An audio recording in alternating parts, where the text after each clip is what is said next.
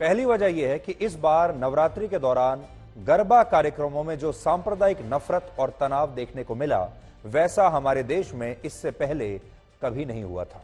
तो एक तो यह अलग बात हुई, और दूसरी बात, हजारों वर्षों से जो हमारी पीढ़ियां रावण को बुराई का सबसे बड़ा प्रतीक मानते हुए चली आ रही थीं, वो सिलसिला भी इस साल बदला है।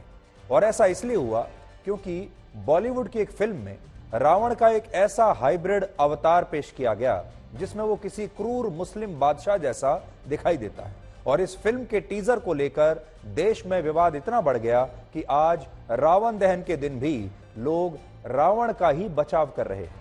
रावण और हनुमान जी को सही रूप में चित्रित नहीं किया गया, और आरोप है कि फिल्म बनाने वाली टीम ने क्रिएटिव फ्रीडम का इतना ज्यादा दुरुपयोग किया कि इस फिल्म का टीजर देखकर कहीं से भी ऐसा लगता नहीं कि यह फिल्म या इस फिल्म में दिखाए गए किरदार असल में रामायण से हैं, बल्कि ऐसा लगता है कि इस फिल्म में क्रूर मुगल शासकों को दिखाया गया है। जैसे सबसे ज्यादा आपत्ति रावण के किरदार को लेकर हो रही है, और इस भूमिका को अभिनेता सैफ अली खान ने निभाया है। और उनके किरदार में 3 बातें नोट करने वाली है। पहली बात, इसमें रावण के सिर के बाल और उसकी दाढ़ी को इस रूप में दिखाया गया है जिसमें क्रूर मुगल शासक या दूसरे मुस्लिम बादशाह नजर आते थे। उदाहरण के लिए खिलजी वंश का शासक अलाउद्दीन खिलजी हूबहू वैसा ही दिखता था जैसा इस फिल्म में रावण को दिखाया गया है। अलाउद्दीन खिलजी का ये चित्र जो अभी हम आपको दिखा रहे हैं, ये 17वीं शताब्दी में बनाया गया था, और इस चित्र को देखकर आपको यही लगेगा कि रावण और अलाउद्दीन खिलजी शायद एक जैसे दिखते थे, जबकि यह सच बिल्कुल नहीं है। रामायण में रावण के रंग रूप और उसकी शारीरिक बनावट का विस्तार से उल्लेख किया गया है। इसके मुताबिक रावण के माथे पर त्रिपुंड होता था और उसकी खिलजी जैसी दाढ़ी तो बिल्कुल नहीं थी। ये एक तस्वीर आज हमने आपके लिए निकाली है जो वर्ष 1920 की है, और इसमें रावण के चेहरे पर आपको खिलजी जैसी दाढ़ी बिल्कुल दिखाई नहीं देगी। भारत का जो अपना संविधान है उसके 3रे अध्याय पर इस विमान का एक चित्र भी अंकित है जिसमें श्री राम, लक्ष्मण और सीता को इससे अयोध्या लौटते हुए दिखाया गया है। ये जो तस्वीर आप देख रहे हैं, ये भारत के संविधान में छपी हुई तस्वीर है, देखिए आप।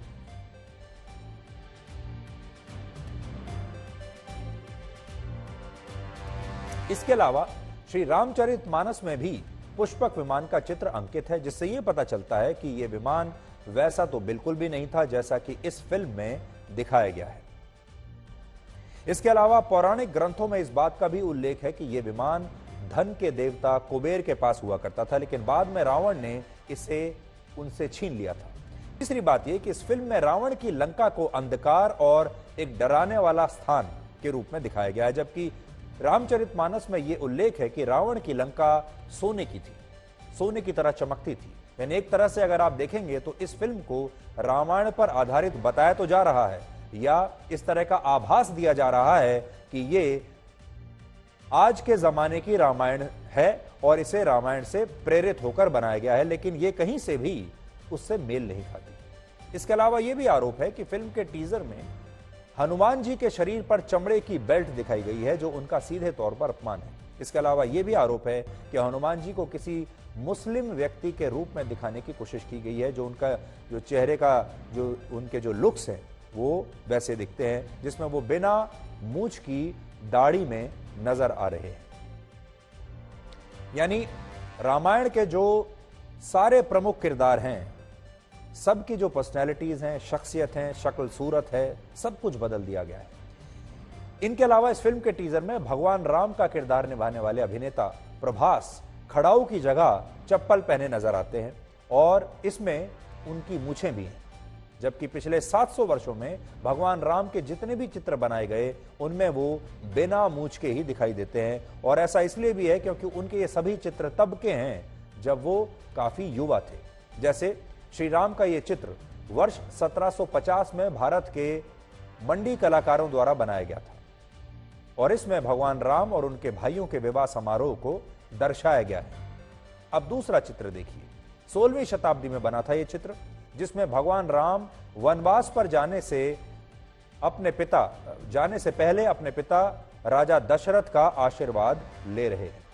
इस चित्र को अमेरिका में कैलिफोर्निया के the San Diego Museum of Art में संरक्षित करके रखा गया है। इसके अलावा यह चित्र 19वीं शताब्दी का है, जिसे भारत के मशहूर चित्रकार राजा रवि वर्मा ने बनाया था, और इसमें भगवान राम का रंग आपको नीला दिखाई देगा। और आपने भी भगवान राम को अक्सर नीले रंग में देखा होगा। आपके पास जो कैलेंडर्स होंगे जिनमें श्री राम की तस्वीरें होती हैं, ज्यादातर उनमें उन्हें नीले रंग में ही दिखाया जाता है। इसके अलावा वर्ष 1950 के दशक में जो हमारे देश में कैलेंडर्स छपे, उन कैलेंडर्स पर भगवान राम और सीता की जो तस्वीरें सबसे ज्यादा प्रकाशित होती थीं, वो भी आज आपकी स्क्रीन पर है। और ये वो तस्वीर है जिनमें सैकड़ों वर्षों से हमारे देश की जो पीढ़ियां हैं वो इसी तस्वीर को देखते देखते बड़ी हुई हैं, और भगवान श्री राम का और सीता का जो रूप है वो हमारे मन में आज भी इसी छवि के साथ जुड़ा हुआ है। पहली बात यह कि आज क्रिएटिव फ्रीडम और अभिव्यक्ति की आजादी के नाम पर हिंदू देवी देवताओं को जिस तरह से फिल्मों में दिखाया जाता है या दिखाया जा रहा है, या कॉमेडी के नाम पर जिस तरह से हिंदू धर्म की मान्यताओं का खुलकर मजाक बनाया जाता है, वैसी कोशिश कभी भी दूसरे धर्मों को लेकर कभी नहीं होती। आप याद करके देख लीजिए। आज आपको ऐसी सैकड़ों फिल्में मिल जाएंगी जिनमें हिंदू देवी देवताओं को विवादित रूप में दिखाया गया है, उनका मजाक उड़ाया गया है, लेकिन आपको एक भी फिल्म ऐसी नहीं मिलेगी जिसमें पैगंबर मोहम्मद साहब को दिखाया गया हो या उन पर कोई भी किसी भी प्रकार की टिप्पणी भी की गई हो। सच्चाई यह है कि इस्लाम धर्म में पैगंबर मोहम्मद साहब का चित्र तक बनाने की इजाजत नहीं है, और ना ही कभी किसी ने बनाया। और इसके पीछे इस्लामिक विद्वान ये वजह बताते हैं क्योंकि अल्लाह ने ही धरती और स्वर्ग को जन्म दिया है, उसका निर्माण किया है, इसलिए उन्हें इंसानी रूप में दिखाया नहीं जा सकता और उन्हें किसी एक इंसान की तस्वीर में कैद नहीं किया जा सकता।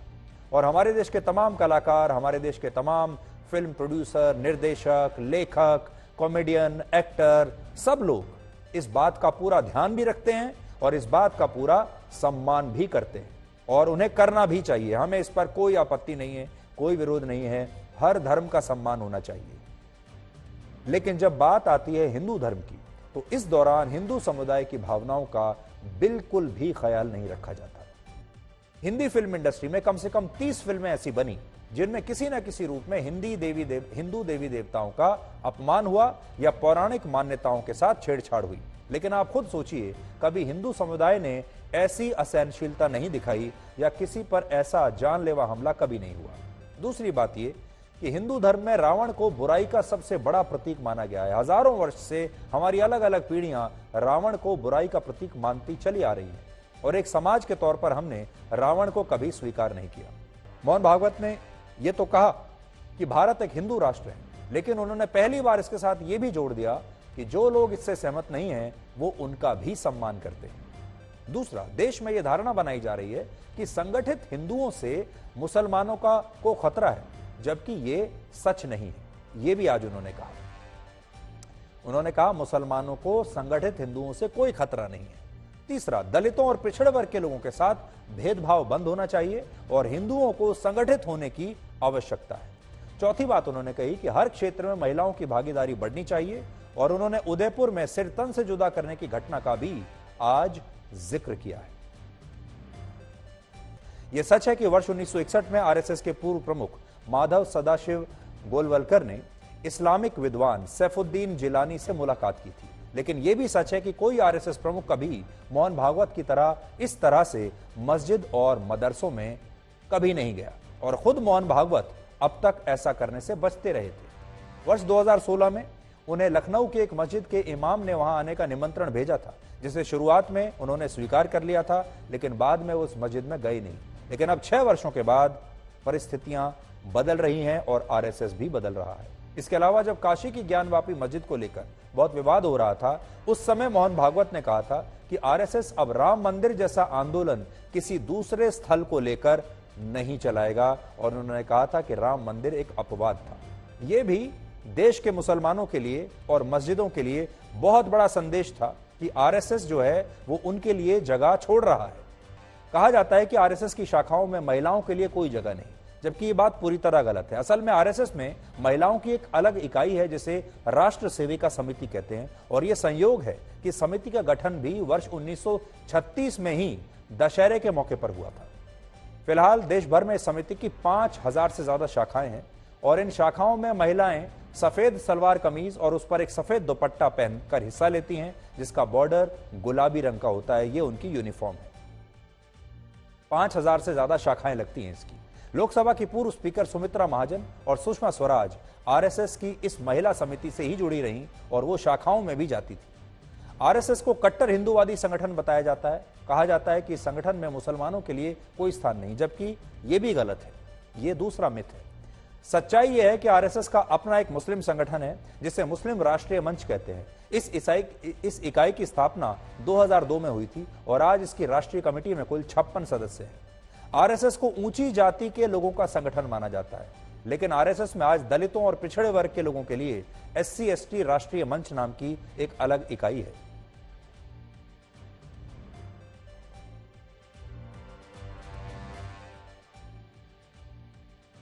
तो आज हमने आपको आरएसएस का एक बदलता हुआ रूप दिखाया है और आरएसएस की बात इसलिए की क्योंकि आरएसएस की स्थापना भी विजयदशमी के दिन ही हुई थी और हर साल विजयदशमी के दिन उनका ये जो समारोह होता है इस पर सबकी नजरें होती हैं। मैनेजमेंट का ये मंत्र कॉरपोरेट दुनिया पर भी लागू होता है और बड़ी बड़ी कंपनियां अपनी प्रतिस्पर्धी कंपनी के राज पाने के लिए आज करोड़ों रुपए खर्च करती हैं। इसके अलावा डेटा चोरी से लेकर दूसरी कंपनी में अपने लोग अपॉइंट कराने जैसे खेल किए जाते हैं। विजयदशमी के मैनेजमेंट कोर्स का 5वां मंत्र आम आदमी की ताकत। फिल्म चेन्नई एक्सप्रेस में एक डायलॉग था आम आदमी की ताकत को जो दर्शाता है और वो डायलॉग था don't under estimate the power of a common man. लेकिन इस डायलॉग को भगवान श्री राम ने कई सदियों पूर्व चरितार्थ किया था। रावण बहुत शक्तिशाली था, उसे कई वरदान मिले हुए थे। उसने राम की ताकत को नजरअंदाज किया, वानरों का बंदर कहकर मजाक उड़ाया। मैनेजमेंट की दृष्टि से जरूरी मंत्र है कि विरोधी की ताकत को कम कभी ना आंकें।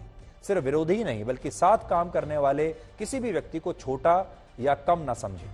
टीम या कंपनी में कोई शानदार आइडिया वो व्यक्ति भी दे सकता है जो पद में आपसे बहुत छोटा हो। छठा मंत्र यह है सही व्यक्ति को सही काम देना। श्री राम के व्यक्तित्व का एक महत्वपूर्ण गुण था लीडरशिप क्वालिटी। श्री राम ने जिस तरह वानर सेना को लीड किया वो अद्भुत है। शुरुआत में वानर सेना श्री राम के साथ नहीं थी। सीता को छुड़ाने के लिए राम ने रास्ते में जो भी मिला उसकी मदद लेते चले गए। शबरी, केवट और वानरों के साथ अपनी नेटवर्किंग मजबूत की। टीम के हर सदस्य की ताकत को जाना और परखा। सही व्यक्ति को सही काम दिया। लंका पहुंचने के लिए सेतु बनाने का काम नर और नील को सौंपा गया। वो दोनों नल उससे पहले शांत बैठे थे और एक अच्छे लीडर को यह समझना चाहिए कि उसके टीम में किस सदस्य की कितनी आवश्यकता है और उसे क्या काम देना है। विजयदशमी के मैनेजमेंट कोर्स का 7वां मंत्र भय बिन प्रीत ना हुई। लंका पर आक्रमण के समय श्री राम ने बहुत आदर के साथ समुद्र से मार्ग देने को कहा। 3 दिन बीत गए, लेकिन जब समुद्र पर आग्रह का कोई असर नहीं हुआ तब श्री राम समझ गए कि अपनी शक्ति से उसमें भय उत्पन्न करना अनिवार्य है और यही मंत्र व्यवहारिक जीवन में लागू होता है। कभी कभी व्यक्ति को समझाने के लिए उंगली टेढ़ी करना आवश्यक होता है। विनम्रता शक्तिशाली व्यक्ति का आभूषण है। कमजोर व्यक्ति जब विनम्रता दिखाता है तो कई बार उसे कमजोरी मान लिया जाता है। 8वां मंत्र अपनी सीमा समझें। लक्ष्मण ने सीता की सुरक्षा के लिए लक्ष्मण रेखा बनाई। रावण ने धोखे से सीता को इसे लांघने के लिए मजबूर किया और अपहरण कर लिया। मैनेजमेंट की दृष्टि से यह एक बहुत बड़ा सबक है। कभी हम बिना तैयारी के अपनी क्षमता से अधिक बड़ी जिम्मेदारी उठा लेते हैं और विफल होने पर तनावग्रस्त होते हैं। कई बार छोटे छोटे लालच लोगों को उनकी सीमाओं से बाहर जाने के लिए बाध्य करते हैं, यानी लक्ष्मण रेखा लांघ जाते हैं लालच की वजह से। बाद में उन्हें धोखा मिलता है तो जीवन पटरी से उतर चुका होता है। 9वां मंत्र आपदा में अवसर जो है इसके बारे में आपको सीखना होगा। युद्ध से पहले श्री राम ने अपना दूत बनाकर हनुमान जी को रावण के पास भेजा। रावण के सैनिकों ने हनुमान जी की पूंछ में आग लगा दी, लेकिन हनुमान जी ने आग बुझाने की कोशिश नहीं की। वो घबराए भी नहीं, बल्कि आपदा में अवसर खोज लिया। उन्होंने प्रेजेंस ऑफ माइंड दिखाया और पूंछ में लगी आग से पूरे सोने की लंका को जला दिया और अपनी ताकत रावण को दिखा दी। 10वां मंत्र स्वाभिमान जो है ये 10वां मंत्र है।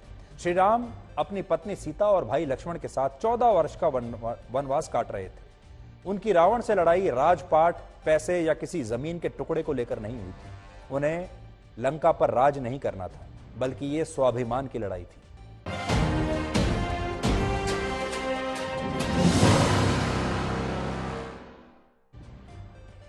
इस मुहिम में हम हर रोज आपको एक कहानी दिखाते हैं और आज की कहानी दिल्ली के पास नोएडा से है।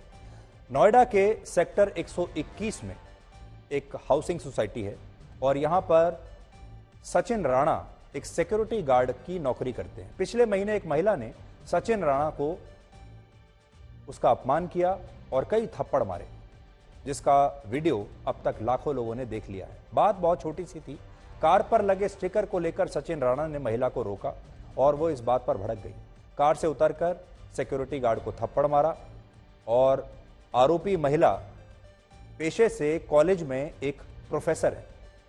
यानी इसमें बड़ी बात यह है कि एक सिक्योरिटी गार्ड ने दरवाजा खोलने, गेट खोलने में जरा सी देर कर दी और महिला गाड़ी से उतरी और उसने न सिर्फ अपमान किया बल्कि सिक्योरिटी गार्ड को थप्पड़ भी मारा। आज हमने सचिन से मुलाकात की और उनसे जाना कि ये जो उनके जीवन में इतना बड़ा हादसा हुआ, उसके बाद आज उनका क्या कहना है।